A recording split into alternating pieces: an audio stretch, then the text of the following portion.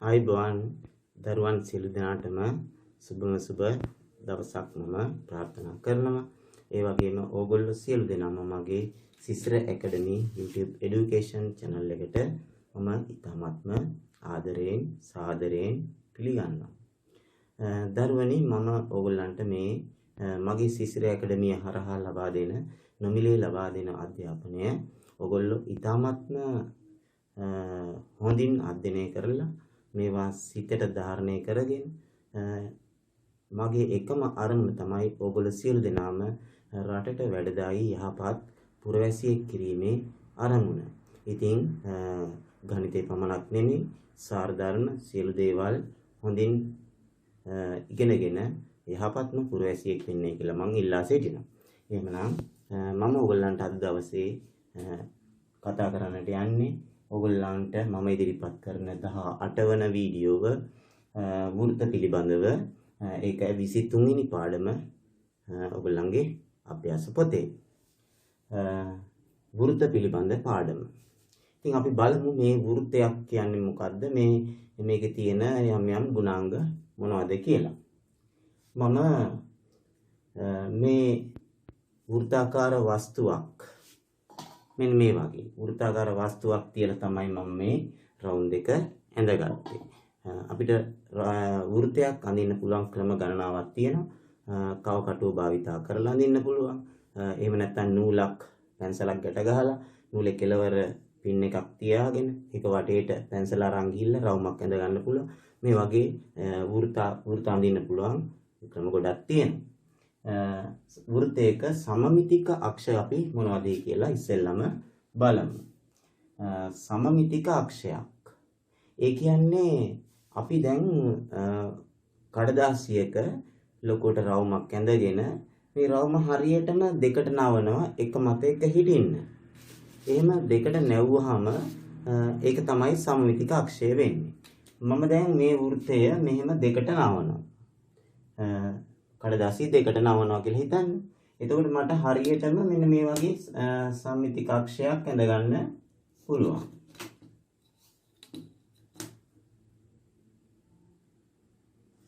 මේ තියෙන්නේ එක සමමිතික අක්ෂයක්. හරිද?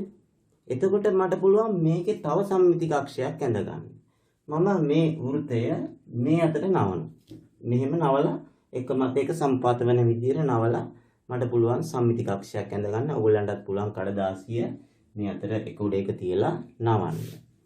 දැන් මම මේ විදිහට නවනවා.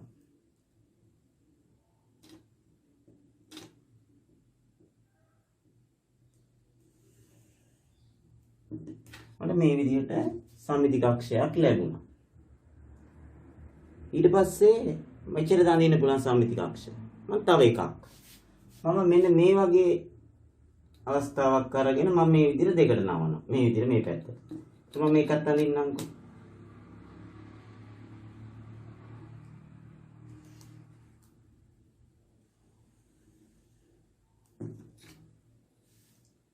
එච්චර අඳිනවා. මම මේ පැත්ත මෙහෙම මේ පැත්තෙන් මේ පැත්තට නවලා මම මේ විදිහට සම්මිතික අක්ෂයක් අඳිනවා.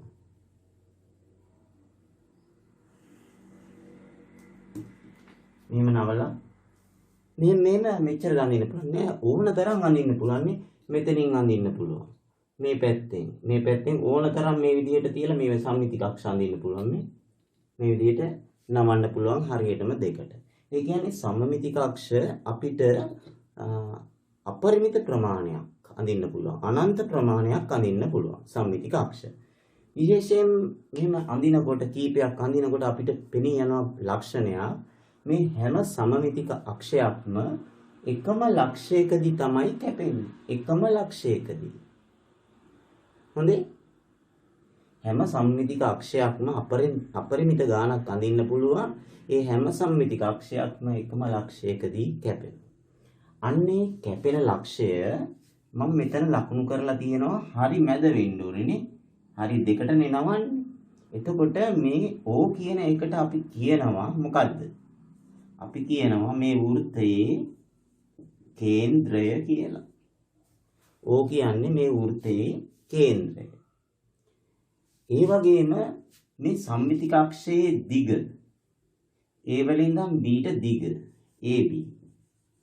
මේ AB කියන දිගට අපි කියනවා මේ වෘත්තයේ මොකද්ද? ඔව්. මොකද්ද වෘත්තේ? විස්කම්භය. මේ වෘත්තේ විස්කම්භය.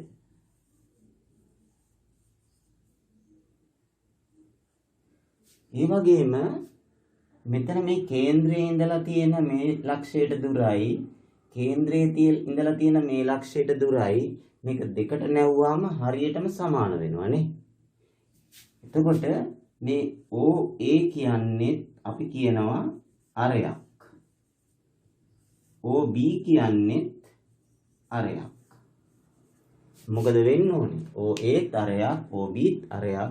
ඒ කියන්නේ මේ අරයන් දෙක සමාන වෙනවා. OA කියන දුරට තමයි අරය කියන්නේ. OB කියන දුරට තමයි අරය කියන්නේ. මෙතන ගත්තොත් මේ තියෙන්නේ අරයක්, මේ තියෙන්නේ අරයක් නේද? අර ගොඩාක් තියෙනවා මේකේ. අර විදිහට ගත්තාම. අපි බලමු මේ පිළිබඳව තවදුරටත් කතා කරලා.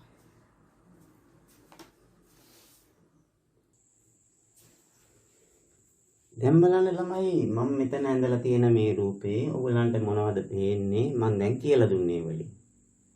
මොනවද? වෘත්තයක් ඇඳලා තියෙනවා. ඒකේ කේන්ද්‍රය තමයි O. එහෙමනම් මේකේ විස්කම්භ තියෙනවද? නෑ නේද? මේකේ හැබැයි අරයන් තියෙනවා නේද? එක අරයක් මොකද්ද? OA. අනෙක් අරය OB. අනෙක් අරය OC. අනෙක් අරය OD. එතකොට මේ හැම අරයක්ම එකිනෙකට සමාන වෙනවා. මේ තියෙන්නේ අරයන්. මේ වෘත්තයේ තියෙන අරයන්. මේ අරයන් හැම එකක්ම එකිනෙකට සමාන වෙනවා. මේක සෙන්ටිමීටර් 5යි නම් මේකත් සෙන්ටිමීටර් 5යි, මේකත් 5යි, මේකත් 5යි. ඒ විදිහට. එතකොට මම ඔයගලන්ට කිව්වොත් සෙන්ටිමීටර් 5ක වෘත්තයක් අඳින්න කියලා මොකද කරන්නේ? ඕගොල්ලෝ කව කට්ටට සෙන්ටිමීටර් 5ක් ගන්නවා. මේ වගේ මැනලා කව කට්ටට සෙන්ටිමීටර් 5ක දුරක් ගන්නවා.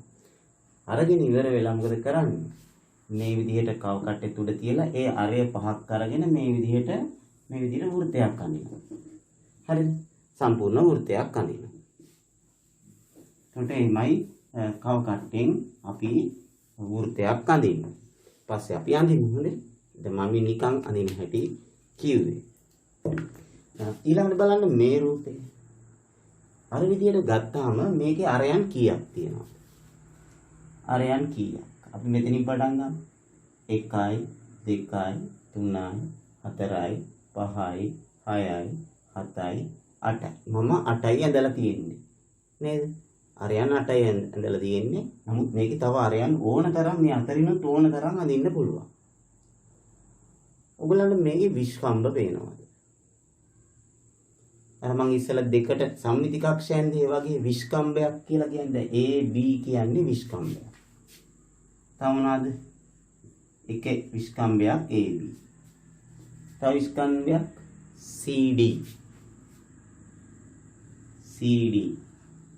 තව විස්කම්භයක් EF. නේද? EF. තව විස්කම්භයක් GH. එතන මේවා විස්කම්භ. මේ විස්කම්භත් එකිනෙකට සමාන වෙනවා. මේ විස්කම්භත් එකිනෙකට සමාන වෙනවා. විස්කම්භ. මේකේ විස්කම්භ හතරක් තියෙනවා. AB, CD, EF, GH. මම විස්කම්භ හතරක් ඇඳලා. මේ විස්කම්භ හතරම දිගින් එකිනෙකට සමාන වෙනවා. එහෙනම් මේකේ අඳින තව විස්කම්භයක් ඇඳොත් කියන්නේ තව සම්මිති කක්ෂයක් ඇඳොත් විස්කම්භයක් වෙනවනේ. ඒකත් අර දිගම වෙනවා. උගලන්ට පේනවද පොඩි සම්බන්ධයක්? අපි ගමුකෝ මේ AB කියන විස්කම්භය. මේ AB කියන විස්කම්භය හැදිලා තියෙන්නේ AB කියන විස්කම්භය හැදිලා තියෙන්නේ OA කියන ආරයයි OB කියන ආරයයි එකතු වෙලා නේද? OA කියන ආරයයි OB කියන අරයයි එකතු වෙලා තමයි විස්කම්භය හැදිලා තියෙන්නේ. දැන් මේ අර දෙක සමානයිනේ. හිතන්නකෝ මේක සෙන්ටිමීටර් 5යි මේක සෙන්ටිමීටර් 5යි. අරේ 5යි අරේ 5යි. එතකොට 5යි 5යි එකතු කරාම 10යි. ඒ කියන්නේ විස්කම්භය 10යි. එතකොට අරයන් සමානයි. අරයන් දෙක එකතු කරාම විස්කම්භය හැදෙනවා. එහෙනම් ඔයගලන්ට පේනවද මේ අරයන් දෙක සමාන හින්දා සම්බන්ධයක් ලැබෙනවා. විස්කම්භය සමාන වෙනවා අරේ වගේ කී ගුණයකටද? දෙගුණයකට. අපිට සම්බන්ධයක් ලැබෙනවා විස්කම්භය සමානයි දෙක ගුණ කිරීම අරය. විස්කම්භය සමාන වෙනවා අරය වගේ දෙගුණයකට.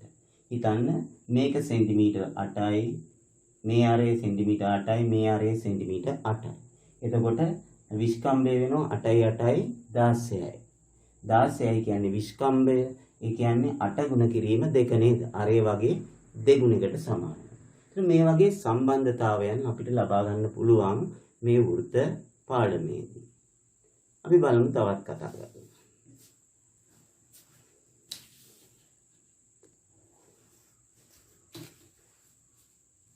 දැන් අපි බලමු මාතෘකාව චුට්ටක් වෙනස් කරලා වෘත්තයක ජ්‍යා පිළිබඳ. වෘත්තයක ජ්‍යා පිළිබඳ. මොකක්ද ළමයි ජ්‍යායක් කියන්නේ? අපි ඉස්සෙල්ලා ආරය හඳුනාගත්ත, විස්කම්භය හඳුනාගත්ත.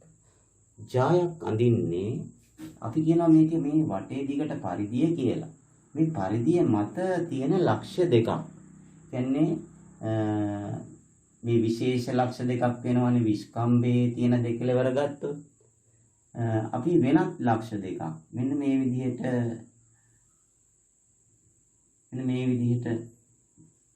A සහ B කියලා ලක්ෂ දෙකක් අරගෙන යා කළාම අපි කියනවා මේ AB කියන්නේ ජායක්. AB කියලා කියන්නේ ජායක්. හරිද? දැන් ජාය හඳුනාගත්තද? එතකොට මට පුළුවන් මෙතනයි මෙතනයි යා කරලා තව ජායක් අඳින්න. මෙතනයි මෙතනයි යා කරලා තව ජායක් අඳින්න. මෙතනයි මෙතනයි යා කරලා තව ජායක් අඳින්න. එතකොට ජායන් ඕන තරම් අඳින්න පුළුවන්. දැන් අපි බලමු මෙන්න මේ අපි අඳින්නේ මොකද්ද මේක?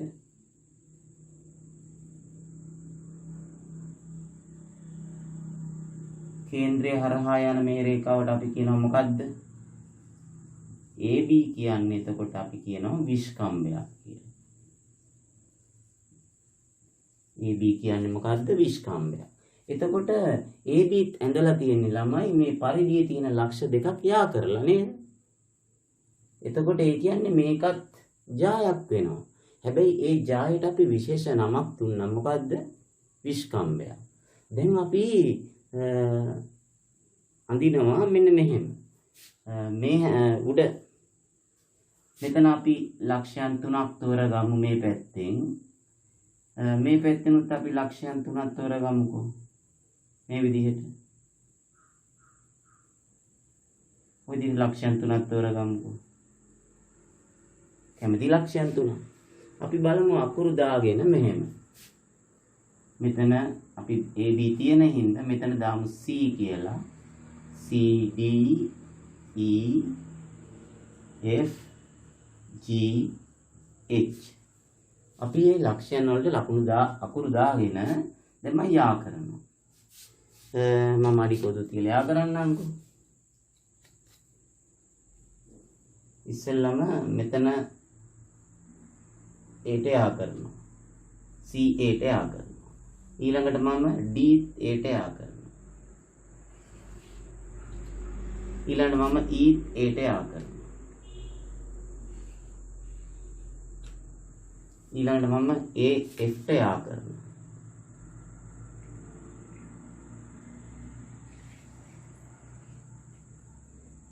ඊට පස්සේ මම G ඒට යා කරනවා.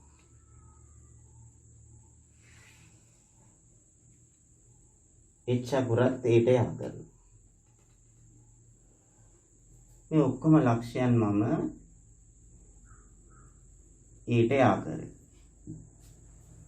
දැන් මොකද කියන්නේ? දැන් මෙතනදී ජායන් හැදෙන ගොඩක් නේද?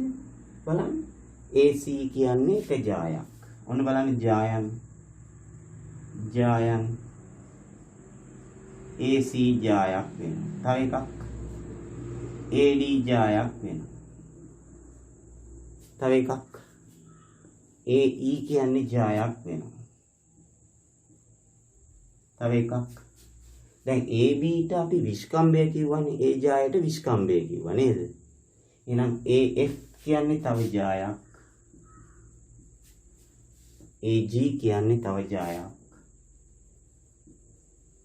තවත් එකක් තියෙනවානේ. AH කියන්නේ කුඩා ජායක්. තොර ජායන් අර AB විස්කම්භයට අමතරව ජායන් 1 2 3 4 5 6ක් අපේ අතින් ලියමු.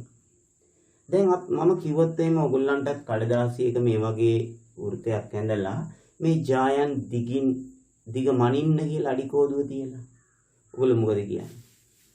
මේ ජාය දිගට වඩා මේ ජාය දිග වැඩි නේද? මේක ඊටත් වැඩි. මේ පැත්තෙන් ගත්තොත් මේ ජාය දිගට වඩා මේ ජාය දිග දිගින් වැඩි. මේක ඊටත් වැඩි.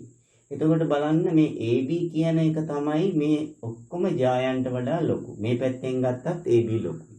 මේ පැත්තෙන් ගත්තත් AB ලොකුයි. පැහැදිලිද? මම මෙතන ප්‍රශ්නයක් අහනවා. වෘත්තයක දිගින් වැඩිම ජාය හඳුන්වන නම කුමක්ද එහෙනම්? වෘත්තයක දිගින් වැඩිම ජාය හඳුන්වන නම මොකක්ද එහෙනම්? මොකද්ද? දිගින් වැඩිම ජාය විස්කම්භය වෙනවා. මොකද්ද? විස්කම්භය වෙනවා. උත්තරය විස්කම්භය. වෘත්තයක දිගින් වැඩිම ජාය විස්කම්භය. විස්කම්භයට වඩා ලොකු ජායක් මේ වෘත්තේ තියෙන්න බෑ. නේ? පැහැදිලිද? රයිට්.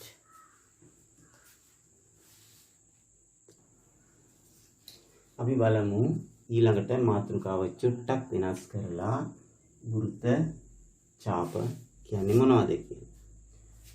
මම මෙතන වෘත්තයක් ඇඳලා තියෙනවා. ඒකේ කේන්ද්‍රය මම මෙතන ලකුණු කරලා තියෙනවා. ඕ කියලා මම දාලා නැහැ. ඕනනම් දාගත්ත හැකි. ඊළඟම ලක්ෂණ 4ක් මේකේ ලකුණු කරලා තියෙනවා. මම මේ ඇඳේ මොකද්ද? මේ AB කියන්නේ මොකද්ද? අපි කියනවා ජායක් කියලා. AB කියන්නේ ජායක්. දැන් ළමයි මේ AB ජායෙන් මේ පැත්තේ තියෙන මෙන්න මේ කොටස මේ ඉර පරිධියෙන් කෑල්ලක් තියෙන්නේ. මම මේ පරිධියෙන් කෑල්ල මම පොඩ්ඩක් නිල් පාටින් පාට කරනවා.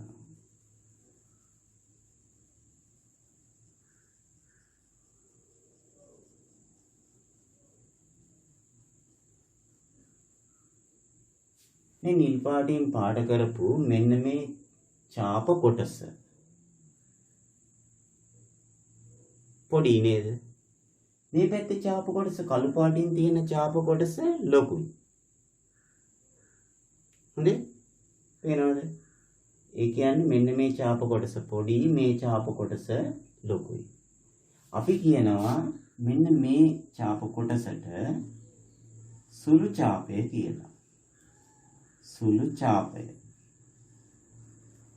සුළු ඡාපය මොකද්ද? APB කියන සුළු ඡාපය. APB කියන සුළු ඡාපය. එහෙනම් මේ පැත්තේ තියෙන මේ ලොකු ඡාප කොටසට අපි කියනවා AQB. AQB මහා ඡාපය. මොකද්ද? AQB මහා ඡාපය. මෙන්න මේ ඉර දිගේ මෙතනට ගියාම මේ පරිධිය කොටස AQB මහා ඡාපය කියන. ඒතර සුළු ඡාපය මහා ඡාපය. ඒතර ජායකින් වෙන වෙන කොටස් දෙකේ තියෙන ඡාප කොටස් දෙක අපි නම් කරනවා සුළු ඡාපය සහ මහා ඡාපය කියලා. නම් කරන හැටි දන්නවනේ. රයිට්. අපි බලමු දැන් මෙතන පොඩි ක්‍රියාකාරකමක් තියෙනවා. ඒක කරලා බලමුකෝ. මම දැන් මේක මකනවා. ඕනෑම වෘත්තයක් ඇඳ. දැන් මම ඕනෑම වෘත්තයක් අඳිනවා. ඒ කියන්නේ මට කැමති අරයක් අරගෙන මම ඕනෑම වෘත්තයක් අඳිනවා. මම අරයක් අරගන්නවා මෙච්චරක් විතර. ඇතිනේ නේද? මම දැන් වෘත්තයක් අඳිනවා. මේ විදිහට වෘත්තයක් අඳිනවා කව කට්ට භාවිතා කරලා. එතකොට මේ වෘත්තයේ කේන්ද්‍රය කොතනද? මම කවකට්ටේ තුඩ තිබ්බ තැන නේද? එහෙනම් මට කේන්ද්‍රය ඇවිල්ලා තියෙනවා කවකට්ටේ තුඩ මම තිබ්බේ මේ මෙතනට. කේන්ද්‍රය මේ මෙතන තමයි මට ලැබුණේ. ඊළඟ බලන්න වෘත්තයක් ඇඳ එය මත ABC හා D ලක්ෂ්‍ය ලෙස ලක්ෂයන් 4ක් ලකුණු කරන්නලු. මේකේ ලකුණු කරන්නලු ABCD කියලා ලක්ෂ්‍ය 4ක් නේද? ඔව්. ABCD කියලා ලක්ෂ්‍ය 4ක්. එතන මම ඒ ලක්ෂ්‍යය මෙතනින් ලකුණු කරනවා. බලන්න පුළුවන් කැමති දැනකින් ලකුණු කරන්න. A ඊළඟ මම B මේ හරියෙන් ලකුණු කරනවා. B C මේ හරියෙන් ලකුණු කරනවා. D මේ හරියෙන් ලකුණු කරනවා. ඔන්න ඒගොල්ලෝ ඔයගොල්ලන්ට කැමති දැනක ලකුණු කරතේ. ඊළඟ මොකද කියන්නේ? ACR කරන්න. දැන් කියනවා අපිට ACR කරන්න. මම යා කරනවා AC. අදිට අඩි කෝදු තියලා ඔයගොල්ලන්ට පුළුවන් ලස්සනට යා කරන්නේ. මටත් පුළුවන් අඩි කෝදුව තියලා ඇඳා වගේ ඊරි කෙලින් අඳින්න. ඔන්න මමත් ඇඳා. right. ඊළඟට මොකද කියන්නේ? AC ජායෙන් වෙන් වූ වෘත්ත ඡාප කොටස් දෙක නම් කරන්න. දැන් එතකොට මේකේ වෘත්ත ඡාප කොටස් දෙකක් AC ජායෙන් වෙන් වුණානේ. එක වෘත්ත ඡාප කොටසක් මෙන්න මේ වෘත්ත ඡාප කොටස. එක වෘත්ත ඡාප කොටස. අනිත් එක මේ ලොකු එක. මේ දෙක නම් කරන්න. දැන් මම ඉස්සෙල්ලා කියලා දුන්නේ ඒක නේද? කොහොමද නම් කරන්නේ?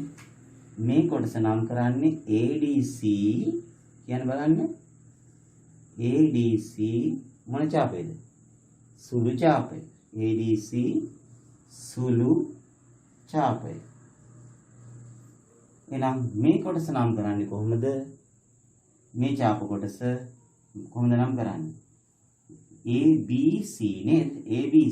ABC මහා ඡාපය. බලන්න ක්‍රියාකාරකම්. අභ්‍යාස මාලාවේ තියෙන ගානක්. හරිද? right. බොහොම පහසුයි.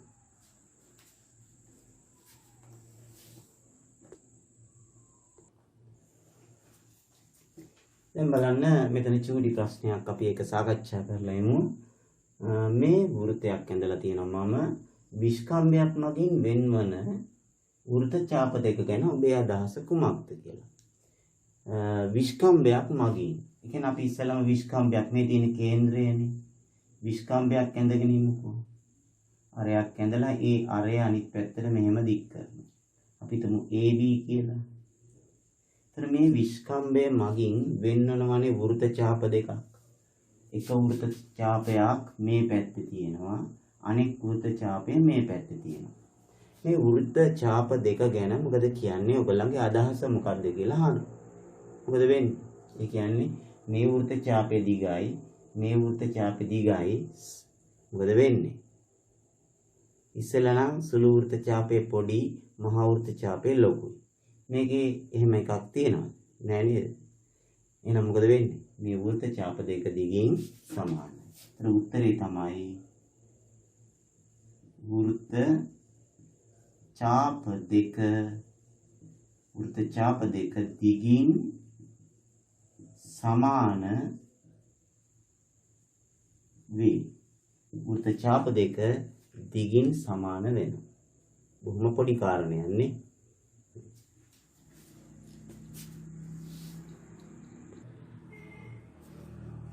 දැන් බලමු අපි තවත් පොඩි ගානක්. ඉස්සෙල්ලාම කියනවා අරය සෙන්ටිමීටර් 5ක් වන වෘත්තයක් අඳින්න කියලා. ඔයගලන්ටත් පුළුවන් කව කටක් සාඩි කෝදුවක් අරගෙන ඒ කව කටට අඩි කෝදුව තියලා සෙන්ටිමීටර් 5ක් ගන්න. මමත් ගන්නම් මේ විදිහට 5ක්. හරියටම 5ක්. අරගෙන දැන් මට පුළුවන් වෘත්තයක් අඳින්න. මම දැන් වෘත්තයක් අඳිනවා. මේ විදිහට මම වෘත්තයක් අඳිනවා.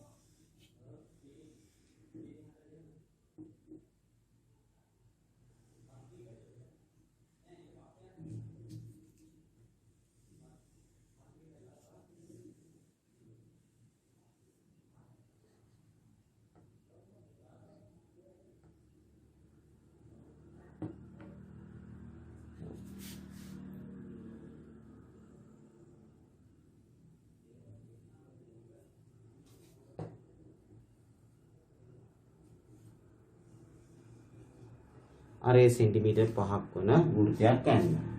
එහි කේන්ද්‍රය O ලෙස නම් කරන්න. දැන් මම මේකේ කේන්ද්‍රය නම් කරනවා O කියලා. මම කව කට්ටේ තුල තිබ්බේ මේ මෙතනට. කේන්ද්‍රය නම් කරනවා O කියලා. මෙතන කේන්ද්‍රය. ඊට පස්සේ කියනවා සෙන්ටිමීටර් 6ක් දිග AB ජායක් අඳින්න. දැන් මට කියන සෙන්ටිමීටර් 6ක් දිග AB ජායක්. මම දැන් කරන්න ඕනේ එහෙනම් මොකද්ද? කව කට්ටට ගන්න ඕනේ සෙන්ටිමීටර් 6ක්. මේ කව කට්ටට සෙන්ටිමීටර් 6ක් ගන්න.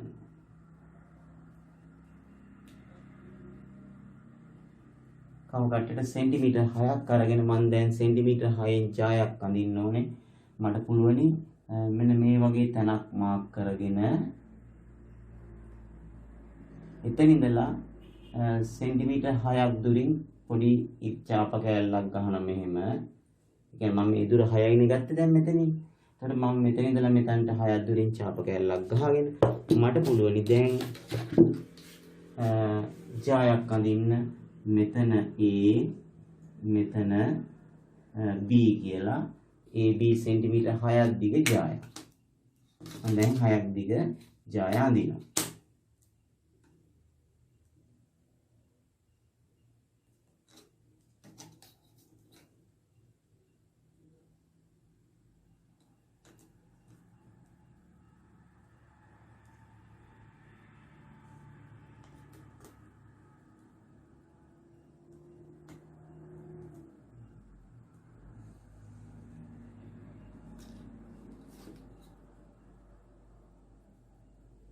සෙන්ටිමීටර් 6ක් දිග ජාය මම ඇඳා. පොඩ් එක ටිකක් ලිස්සනවා වගේ නේද? ඔව්. අපි බලමු දැන් ජාය දිග 6ක් ආවද කියලා. ඔන්නේ 6ක් ඇවිල්ලා තියෙනවා. ඊට පස්සේ මොකද කියන්නේ? AB ජායේ හරි මැද P ලෙස නම් කරන්න. දැන් මේ AB ජාය 6 නම් ඒකේ හරි මැද ලකුණු කරන්නලු. හරි මැද එහෙනම් සෙන්ටිමීටර් 3ක් වෙන්න ඕනේ නේ. तर අපි බලමු 3ක් අරගෙන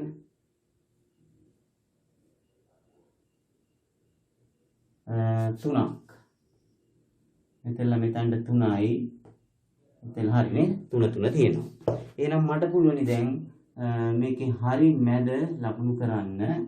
එතකොට අපි ජායන්නේ සෙන්ටිමීටර් 6යි. මේ අඩි කොදුව තියෙනකොට මේ ඉරි මැකිලා ගිහිල්ලා නේද? ගණන් ගන්න එපා. එතකොට මෙතන හරි මැද එහෙනම් මේ පැත්ත සෙන්ටිමීටර් 3යි මේ පැත්තත් සෙන්ටිමීටර් 3යි. හරි මැද මොකද්ද? P ලෙස නම් කරන්න. ඔන්න මම P කියලා නම් කරා. OP ආ කරන්න. දැන් අපිට කියනවා OP ආ කරන්නලු.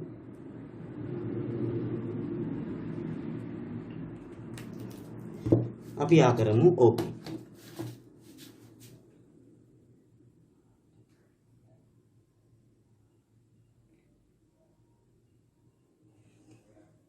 ඔන්න මම OP ආ කරා. හරිද? ඊට පස්සේ අපිට කියනවා APO සහ BPO කෝණ මැන ලියන්න. APO කෝණයත් මනින්නලු BPO කෝණයත් මනින්නලු.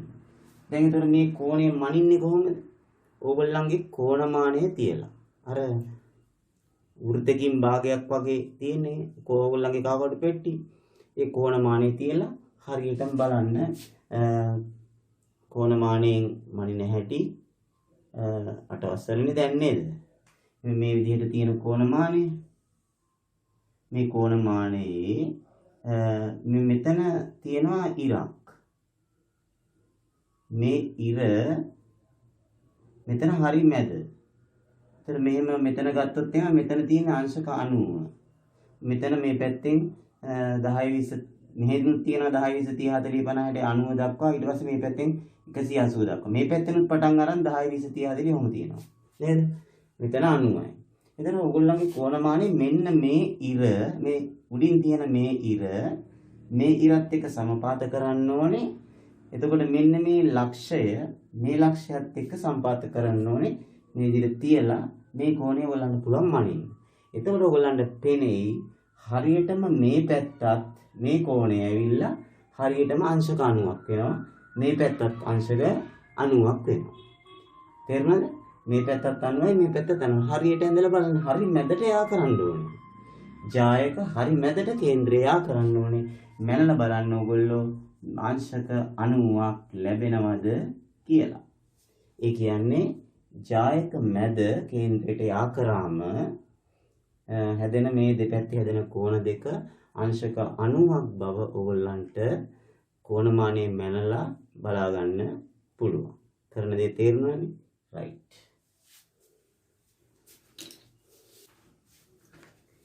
ඊළඟට අපි වෘත්ත ඛණ්ඩ ගැන ඉගෙන ගමු. වෘත්ත ඛණ්ඩයක් කියන්නේ මොකක්ද කියලා. අපි මෙන්න මෙහෙම AB කියලා ජායක් ඇඳලා AB කියලා ජායක් ඇඳම අපි ඉස්සෙල්ලා කිව්වා මෙන්න මේ ඡාප කොටසට සුළු ඡාපය කියලා. මේ ඡාප කොටසට සුළු ඡාපය කියලා කිව්වා. එතකොට මේ AB ජායයි මෙන්න මේ සුළු ඡාප කොටසයි ජාය හා සුළු ඡාපයෙන් මායුම් මෙන්න මේ කොටස. ජාය හා සුළු ඡාපයෙන් මායිම් වූ මෙන්න මේ කොටස අපි කියනවා කියන්නේ මේ ඇතුලේ මෙන්න මේ කොටස පාට කරපු කොටස අපි කියනවා සුළු වෘත්ත ඛණ්ඩය කියලා. මොකද්ද? සුළු වෘත්ත ඛණ්ඩය. සුළු වෘත්ත ඛණ්ඩය කියලා කියනවා.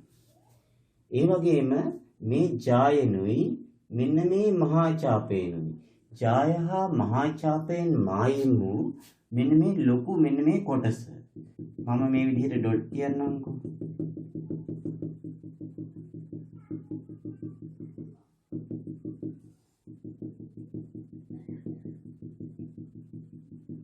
මෙන්න මේ ඩොට් තියපු මෙන්න මේ කොටසට අපි කියනවා මොකද්ද? මේක සුළු වෘත්ත ඛණ්ඩය නම් මේක මොකක් වෙන්න ඕනේද? මහා වෘත්ත ඛණ්ඩය. මහා වෘත්ත ඛණ්ඩය. හරි ලේසිනේ. ඒතර සුළු ඡාපයේ පැත්තේ තියෙන්නේ ජයත් එක්ක මායිම් වෙලා සුළු වෘත්ත ඛණ්ඩය. මහා ඡාපයේ පැත්තේ තියෙන්නේ ජයත් එක්ක වෙන් වෙලා මහා වෘත්ත ඛණ්ඩය. එහෙනම් ඔන්න ඕකට තමයි වෘත්ත ඛණ්ඩ කියලා කියන්නේ.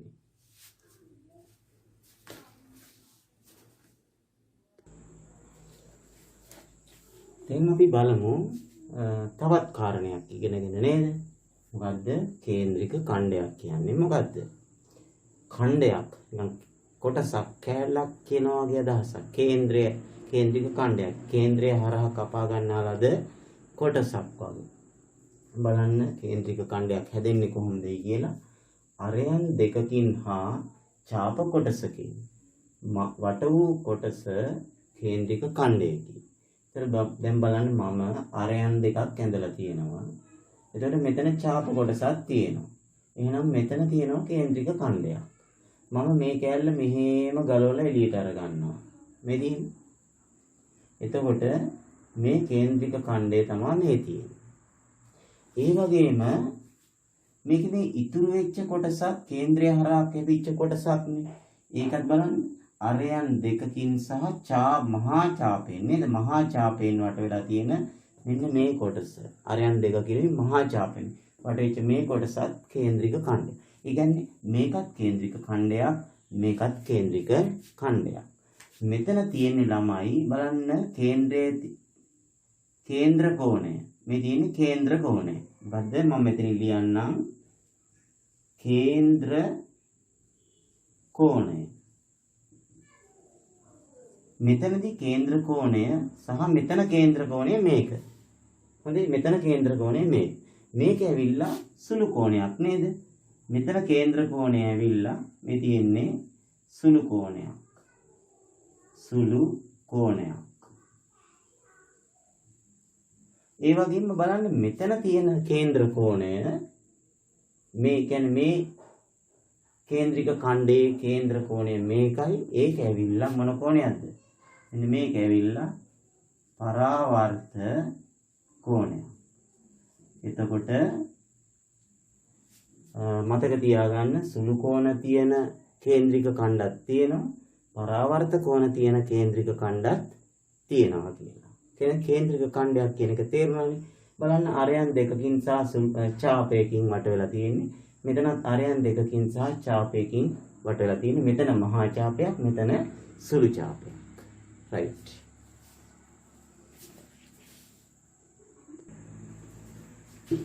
හොඳයි අපි බලමු මම මේ අපි කරපු ඉගෙනගත්තු දේවල් පොඩ්ඩක් මතක් කරන්න එක මට කියන්න මම මේ සිම්පල් ඒ අකුරෙන් හඳුන්වලා තින්නේ මෙන්න මේ රේඛාව.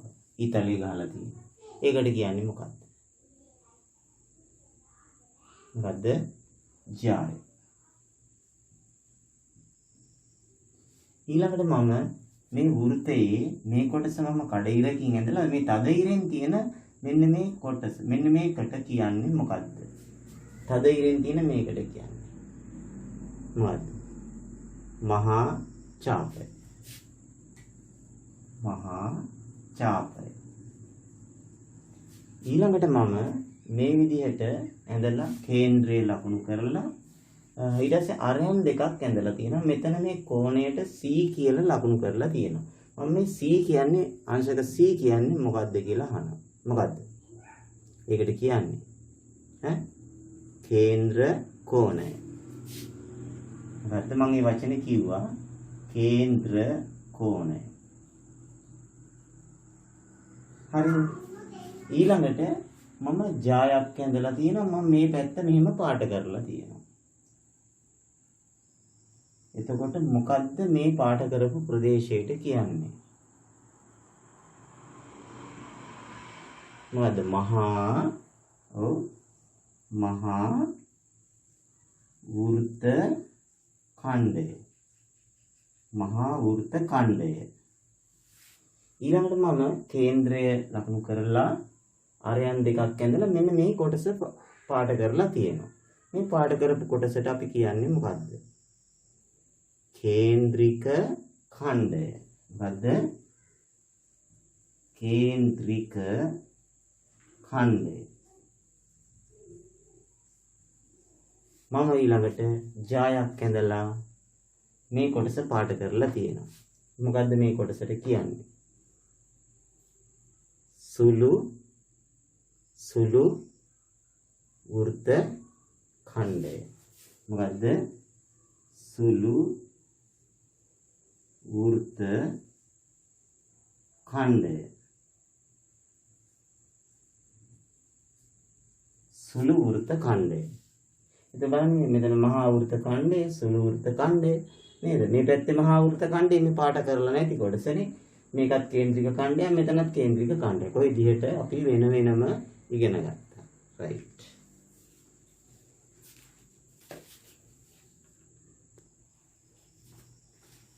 හොඳයි ළමයි. එහෙනම් මම පාඩම අවසන් කරන්නට ඉස්සෙල්ලා තවත් චූටි ප්‍රශ්නයක් දෙකක් අහන්න. වෘත්තයක විස්කම්භය මිලිමීටර් 200ක් නම් විස්කම්භය මිලිමීටර් 200ක් නම් අරය සෙන්ටිමීටර් කීයද? එතකොට මට ඉස්සෙල්ලා කියන්න අරය දැන් විස්කම්භය මිලිමීටර් 200 නම් අරය මිලිමීටර් කීයද? විස්කම්භය මිලිමීටර් 200 නම් අරය මිලිමීටර් කීයද? 100යි නේද? අරය මිලිමීටර් වලින් ගත්තොත් 100. එයි අරය වගේ දෙකක් තියෙනවනේ විස්කම්භයට. එතකොට මිලිමීටර් 100ට සෙන්ටිමීටර් කීයක් තියෙනවද? මට කියන්නේ 1 සෙන්ටිමීටරයකට මිලිමීටර් කීයක් තියෙනවද? අඩි කෝදුවේ 1 සෙන්ටිමීටරයක් චූටි මිලිමීටර් කෑලි 10කට නේද වෙන් වෙලා තියෙන්නේ. එහෙනම් 1 සෙන්ටිමීටරයකට මිලිමීටර් 10ක් තියෙනවානේ. එහෙනම් මෙතන තියෙනවා 10ව 10ක්. ඒ කියන්නේ සෙන්ටිමීටර් 10ක් තියෙනවා. ඔන්න අරේ සෙන්ටිමීටර් වලින් දුන්නා 10. ඊළඟට මම තව චූටි ප්‍රශ්නයක් අහනවා. වෘත්තයක ජායකින් හා ඡාප කොටසකින් මායිම් වූ වෘත්ත කොටස හඳුන්වන නම මොකද්ද? ජායකිනුයි ඡාප කොටසකිනුයි. අපි වෘත්තයක් ඇඳොත් ජායකිනුයි ඡාප කොටසකිනුයි. අපි එක මේ පැත්ත ගන්නත් පුළුවන්, මේ පැත්ත ගන්නත් පුළුවන්. අපි මේ පැත්ත ගමු ජායක් ඡාප කොටස. මේකට කියන්නේ මොකද්ද? අපි කියන්නේ මොකද්ද? වෘත්ත ඛණ්ඩයක් නේද? මේකට කියන්නේ අපි වෘත්ත ඛණ්ඩයක්. වෘත්ත ඛණ්ඩයක්.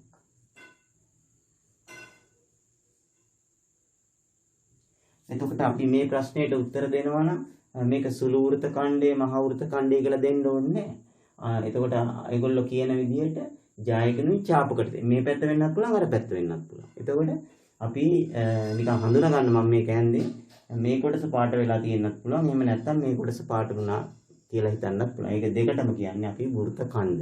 මේ පැත්තට කියන්නේ සුළු වෘත්ත ඛණ්ඩය, මේ පැත්තට කියන්නේ මහා වෘත්ත ඛණ්ඩය. මම මේ ප්‍රශ්නේ තා චුට්ටක් වෙනස් කරලා මෙහෙම දුන්නා. මෙතන ජායකින් හා චාප කොටසකින් කියලා කියන්නේ නැතුව ජායකින් නැතුව අරයන් දෙකකින් හා චාප කොටසකින් වෙන්න එක් ප්‍රදේශයට මොකක්ද කියන්නේ? අරයන් දෙකකිනුයි චාප කොටසකිනුයි. එතකොට උත්තරේ වෙන්නේ අරයන් දෙක මේක චාප කොටස මේක. එතකොට මෙන්න මේ ප්‍රදේශය නේද? මෙන්න මේ ප්‍රදේශයට අපි කියන්නේ කේන්ද්‍රික ඛණ්ඩය. එතන අරයන් දෙකකින් හා චාප කොටසකින් කියලා දුන්නා කේන්ද්‍රික ඛණ්ඩය. ජායකින් හා චාප කොටසකින් කියලා දුන්නා නම් වෘත්ත ඛණ්ඩය. එහෙනම් මම හිතන්නේ අද දවසේ කියලා දුන්න සියලු කාරණා 100% ඔයගොල්ලෝ හරියටම තේරුම් ගත්තයි කියලා මම විශ්වාස කරනවා. ඉතින් මේ ලබාගත්තු සියලු දැනුම ඔයගොල්ලෝ මගේ එකම ප්‍රාර්ථනය ඔයගොල්ලෝ රටට වැඩදායි යහපත් පුරවැසියෙක් කිරීමේ අරමුණ. එහෙමනම් මගේ අරමුණ සාක්ෂාත් කරන්න ඕනේ ඔයගොල්ලෝ. ඒ වගේම තවත් පුංචි උදව්වකුත් ඉල්ලනවා. ඔයගොල්ලෝ මම මේ නොමිලේ ලබා දෙන මගේ මේ YouTube Sisira ඇකඩමි YouTube education channel එක ඔයගොල්ලෝ දන්න හඳුනන සියලුම පාසල් යන දරුවන්ට මගේ YouTube link එක ලබා දෙන්න. එහෙම නැත්නම් කියන්න YouTube එකේ සිසිර ඇකඩමි ලෙස search කරන්න කියලා. එතකොට එන්නේ කෙලින්ම මගේ channel එක පමණයි. ඉතින් ඒ channel එක ඒකේ තියෙන playlist එකෙන් ඒ අදාළ පන්තිය තෝරගෙන videos බලන්න කියන්නේ. එහෙමනම් සියලු දෙනාටම සුබම සුබ අනාගතයක් ප්‍රාර්ථනා කරමින් මම ඔයගොල්ලන්ගෙන් සම්බන්ධ අයිබෝවන් තෙරුවන් සරණයි.